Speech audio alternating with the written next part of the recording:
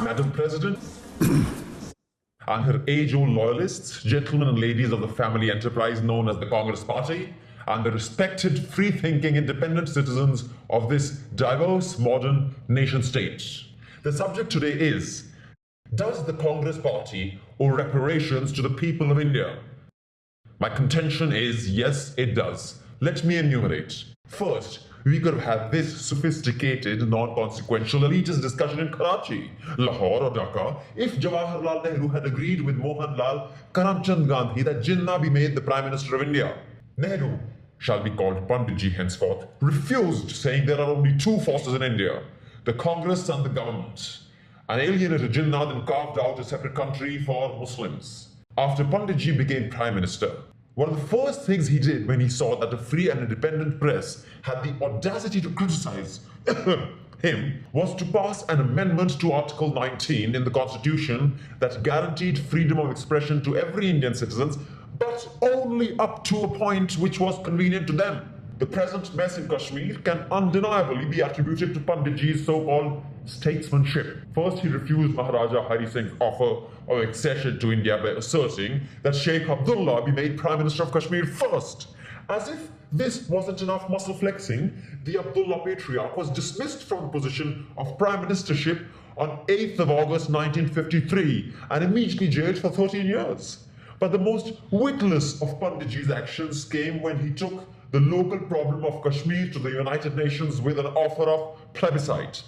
Absolute masterstroke. Then came the Iron Lady, the Prime Minister who herself got elected unlawfully and was known for her political ruthlessness and her unprecedented centralization of power. Mrs. Gandhi, during her time, raised taxes to an incredible figure, so if you made 100 rupees, you paid 97 rupees in taxes. For any business to start, hundreds of licenses were required, and that gave birth to the now famous License Raj.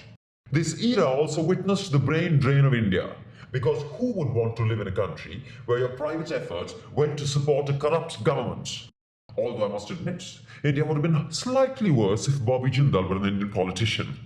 So there is no denying that the Congress does owe the country debt. Business and factories closed down because of ridiculous labor laws. She nationalized banks, which destroyed the economy, and in June 1975 came her masterstroke, the emergency. Nearly 200,000 people were arrested. She arrested journalists and censored the media, the after effects of which are still visible today. Her son Sanjay Gandhi forcibly sterilized people and ordered demolition of slums. The Nasbandi flats in some colonies of Delhi are a quiet reminder of that horrendous time. The moral debt the Congress Party owes the country is irreparable. Lest we forget 1984, which I doubt will happen if it's left to the BJP. Indira Gandhi's famous Operation Blue Star has shaped the country's relationship with one of its states, Punjab. Mrs. Gandhi had no choice but to destroy the very monster she had created.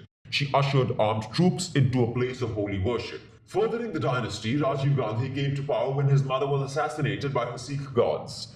The Congress Party was responsible for anti-Sikh riots, of which the official death toll was 3,000, but in reality as many as 7,000 Sikhs were killed all over the country. The newest leader of the Grand Old Party approved of the Sikh program, saying, "When a big tree falls, the earth trembles. When a big tree falls, the earth shakes." The Gandhis grew a forest and soon it was going to catch fire. If the Congress hadn't cemented the foundation for a secular India by now, the Shah Banu case definitely set it in stone. It was a slap on the face of women and the judiciary.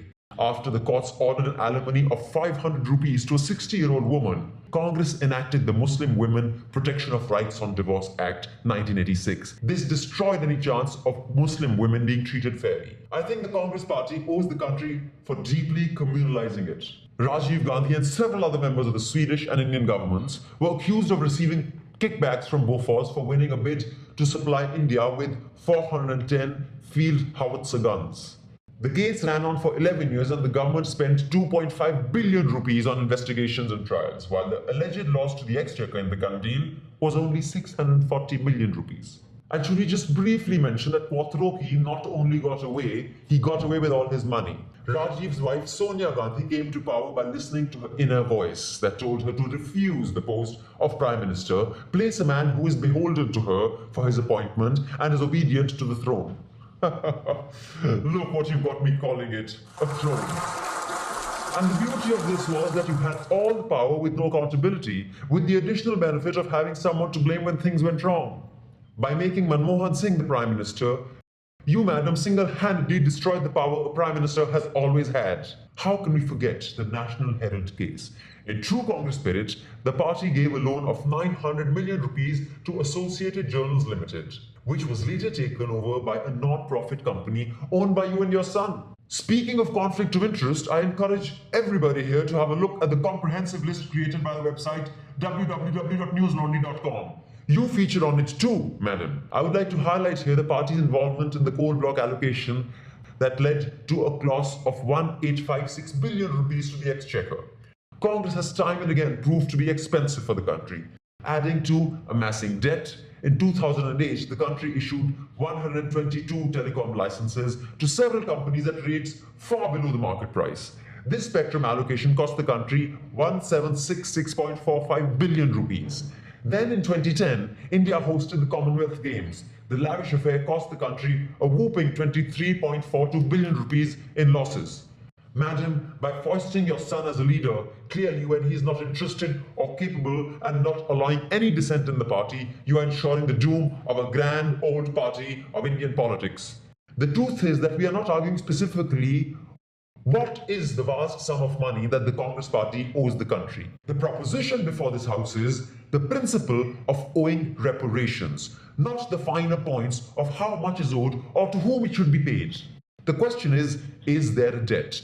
Does Congress owe reparations? As far as I am concerned, it does. What is required, it seems to me, is accepting the basic principle that Congress party owes debt to this great nation, fiscal and moral. And the first step towards paying that debt is admitting there is one, a huge debt.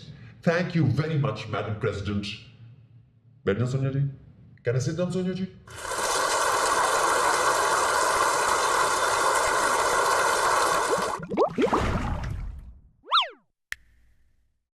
If you enjoyed that, click up here to support us and down here to subscribe. Be sure to check out our older episodes and the other stuff we do, like Can You Take It, I Agree, panel discussions, comics and animations, and much, much more.